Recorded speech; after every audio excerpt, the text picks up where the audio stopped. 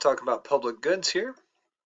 When we're talking about public goods, this means that the government is providing these goods for society, not out of the good of their own hearts, but because society needs them and the private market won't provide them. Private market won't provide them for two reasons normally. First, it's non-excludable. In other words, I can't prevent people from enjoying it without paying. I can't prevent free riders, in other words. And it's non-rivalry, or in other words, when I consume something, it doesn't impact your ability to consume that same thing. So up here, we're going to put tax. We can also put price here. Either way works. I like tax as a reminder, but sometimes you'll see it as either. And then down here, we're going to have quantity. Now with public goods, we're not looking at just supply and demand. We're looking at marginal social benefits and marginal social costs. So MSB and MSC. Marginal social benefit is the additional benefit society believes that they're going to get out of one additional public good, right? That's marginal social benefit. And we figure that out in tax dollars, right? How much additional tax money are people willing to allocate towards another mile of road or another park, for example? That's MSB. MSC is simply the price. What does it cost to add this? Okay. Now, in a public good, I'm going to start with MSC because it's easy. In a public good, there's only one firm that is producing. So our MSC is right here, only one firm producing, and that's going to be right here, our supply. And it's going to be completely horizontal because when there's an increase in price or taxes, it doesn't result in an increase in the quantity of goods that are being sold. That has nothing to do with the quantity. In fact, there's no relationship between tax or the price of the good and quantity, right? Because it's just, hey, the government pays this set amount for this additional park or this additional road. All right, that's MSC.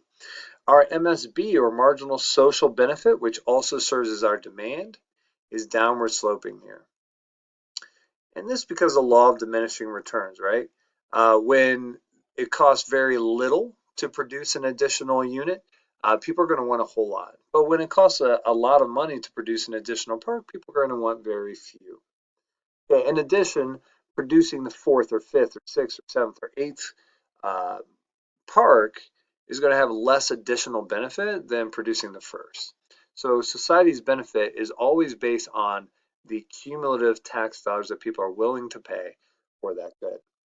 Okay, so the hardest part is just remembering those two things, that MSC is horizontal and MSB is downward sloping, and remembering to use these two terms for public goods. Once you do that, it's pretty simple. Socially optimal quantity to produce is always going to be where MSB is equal to MSC, and that's at our equilibrium right here. And this will give us our quantity of public goods that are going to be produced. It's not a matter of will they provide all of these goods, like every park for every person. Um, it's a matter of how many will they produce based on what society deems is important and based on what the cost is. Now these things can change and adjust.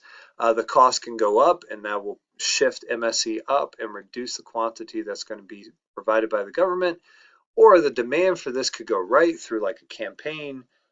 People could realize that, hey, forest fire prevention is very important, shifting that demand to the right, and the government actually provides more forest fire protection as a result.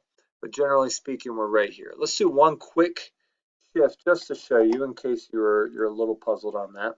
So let's say that there's a public campaign to try and get the public to believe that forest fire prevention is really important. Like, hey, we need to prevent forest fires. This will push MSB to the right if it's effective. And that's going to be our demand curve as well too, right? Because people are willing to allocate more tax dollars towards this because they've been convinced that this is more important than they originally thought. So that's going to be our equilibrium point. Our quantity that are going to be provided goes up, right? But our price, the tax dollars we have to pay for it, remains the same. All right, I hope that was helpful.